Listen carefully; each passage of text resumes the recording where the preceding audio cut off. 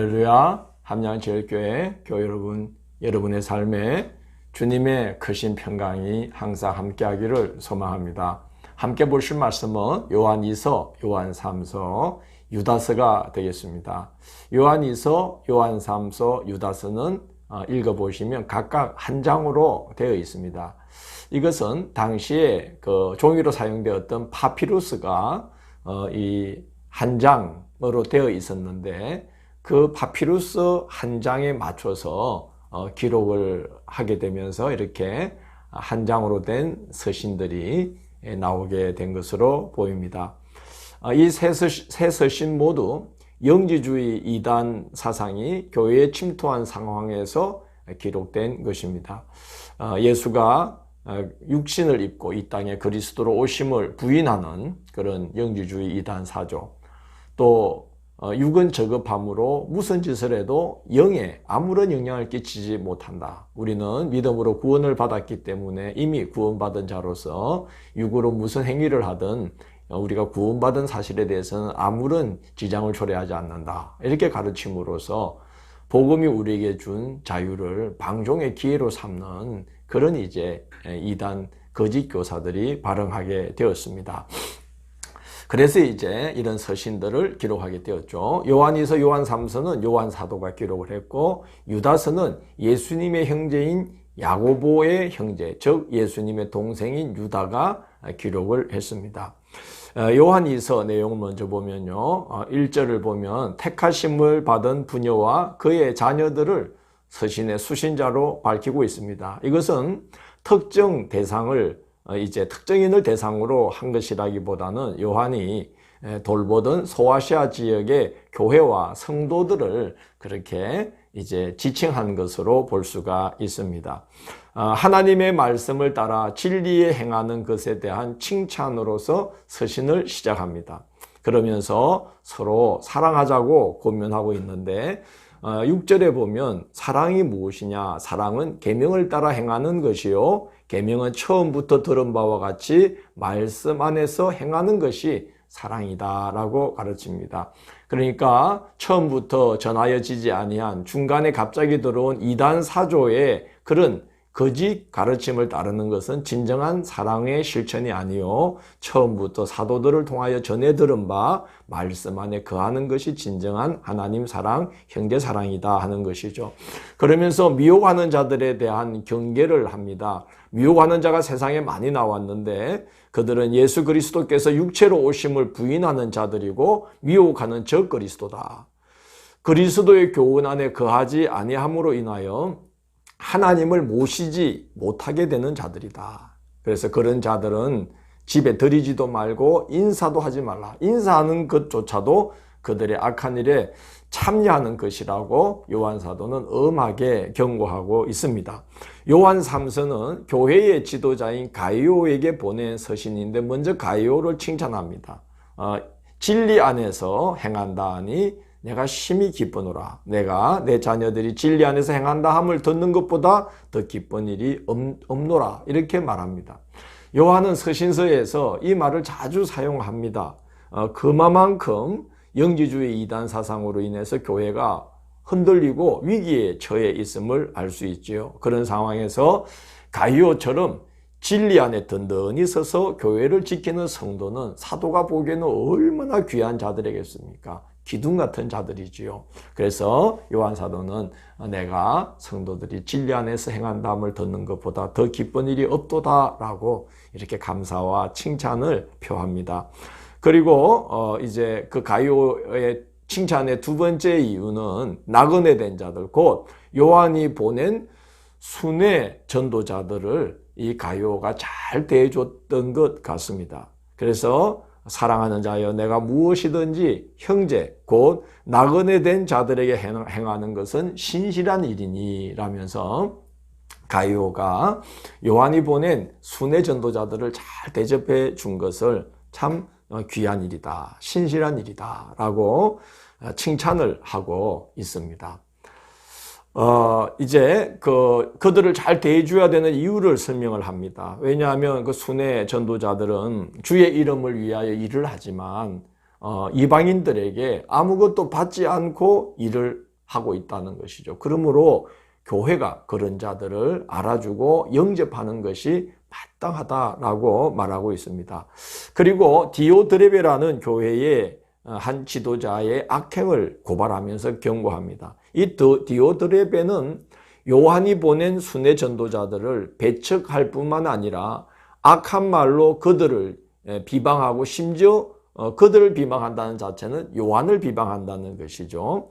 또 영지주의 이단 사상에 빠져서 자기 주장만 내세우고 교회의 지도자들을 무시했던 겁니다.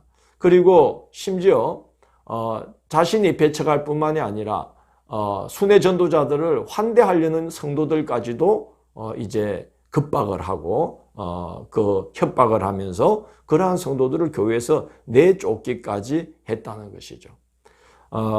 요한 사도는 데메드리오라는 좋은 본보기가 되는 그 교회의 또 다른 지도자를 거명하면서 그런 자를 본받을지언정 악한 것을 본받지 말라고 당부를 합니다. 교회의 질서를 바로 세우는 일에 힘써 달라는 권면이죠. 성도가 또 특별히 중요한 직분자가 좋지 않은 본을 본받게 되면 그 교회가 위태로워지는 것입니다. 그래서 이 요한 사도는 이 데메드리오와 또 디오드레베와 데메드리오라는 이 두 대조되는 지도자 사이에서 가이오가 참 충성스러운 데메드리오를 본받기를 간절히 원했던 것입니다.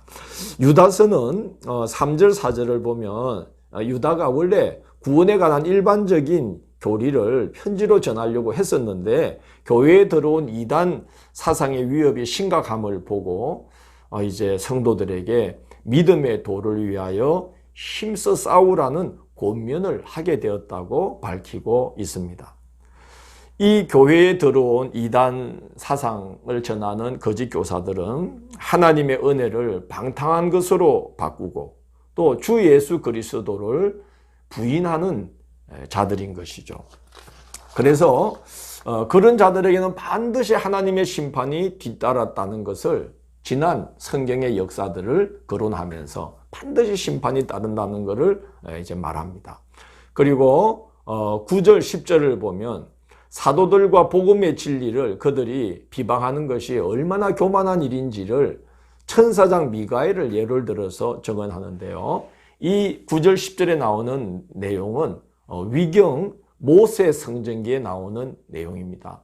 모세가 이제 사람들에게 그 죽은 장소도 죽은 시신도 발견되지 않았는데 미가엘은 하나님의 뜻을 받들어 모세의 시신을 처리하려고 하는데 마귀가 나타나서 이제 하나님께 이 모세를 참소하면서 특별히 그가 젊었을 때에 사람을 죽인 일을 고발하면서 모세 시체를 처리하는 권한을 자기가 가져야 된다고 주장을 했다는 것이죠. 그런데 이때 미가엘이 천사장임에도 불구하고 마귀를 비방하지 않고 그 일에 대한 판단을 오로지 하나님께 의탁했다는 거예요. 천사장 미가엘도 함부로 판단하거나 비방하지 않았는데 거짓 교사들은 자신들이 제대로 알지 못하면서 비방만 일삼는 짐승과 같은 자들이라고 아주 엄하게 책망을 합니다.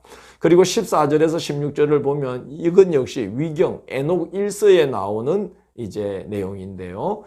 심판에 대한 그 기록이 거기에 나와 있는 것이죠. 그래서 그걸 언급하면서 이 거짓 교사들을 이제 가리켜서 원망하는 자다, 불만을 토하는 자다, 정욕대로 이제 행하는 자다, 자랑하는 자다, 이익을 위하여 아첨하는 자라고 하면서 19절에서는 분열을 일으키는 자다, 육에 속한 자다, 성령이 없는 자라고 책망하면서 이 모든 자들은 마치 그 에녹 1서에 나오는 그 에녹이 그들을 심판하는 자리에 세운 것처럼 그들은 모두가 다 심판받는 자리에 서게 될 것이다 라고 아주 엄하게 경고를 합니다. 그리고 이런 위협 속에서 성도들은 믿음 위에 자신을 굳게 세우고 성령으로 기도하고 하나님의 사랑 안에 거함으로써 자신을 지키고 또 그런 자들을 불에서 끌어내어 구원하는 데까지 이르러야 된다고 당부를 하고 있습니다.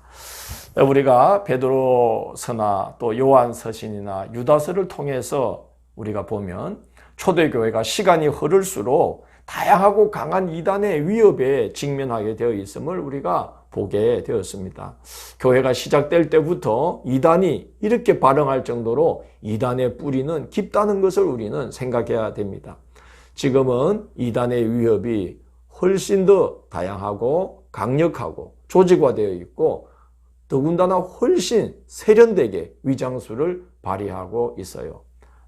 정말 천사처럼 위장을 하죠. 그렇게 이단으로 드러난 그런 이제 집단들과 교리들도 위협이지만 아마 역사가 흐르면 우리 시대에 그리스도인들을 가장 위협한 것은 이 물질 만능 세계와 또 세속주의가 우리 시대에 이단 못지않게 교회와 성도들의 신앙을 위협하는 요소였다고 평가할 것이라는 생각이 듭니다. 참 이렇게 안팎으로 우리의 순전하고 신실한 믿음을 위협하는 이런 환경 속에 우리가 있다는 것을 기억하고 이런 중에도 진리 안에 거함으로써 하나님을 기쁘시게 하고 교회를 더 너니 지키는 기둥들이 되시고 또 성도들을 옳은 길로 인도하는 좋은 본보기가 되는 성도들로 세워지게 되기를 주의 이름으로 고면합니다. 기도하겠습니다. 주님, 너무나 혼란한 시대를 살아가고 있고 또 우리 안팎으로 또 교회 안팎으로 우리의 신앙을 위협하는 많은 어려운 상황들이 우리를 에워싸고 있습니다. 그것을 우리의 힘과 지혜와 믿음으로 이겨내기에는 저희는 너무나도 연약합니다. 그러므로 항상 우리를 죄 가운데서 건져내시는 예수 그리스도를 의지하고 또 우리를 대신하여 말할 수 없는 탄식으로 우리를 위하여 중보하시는 성령의 역사하심과 인도하심을 의지하고 오직 하나님 한 분 바라보면서 이 믿음의 길을 잘 걷고 이 혼란한 세대 속에서 교회를 지키는 기둥들로 믿음의 집을 아름답게 세워가는 그리스도인들로 세워지는 저희들이 되도록 인도하여 주옵소서. 예수님 이름으로 기도드립니다. 아멘.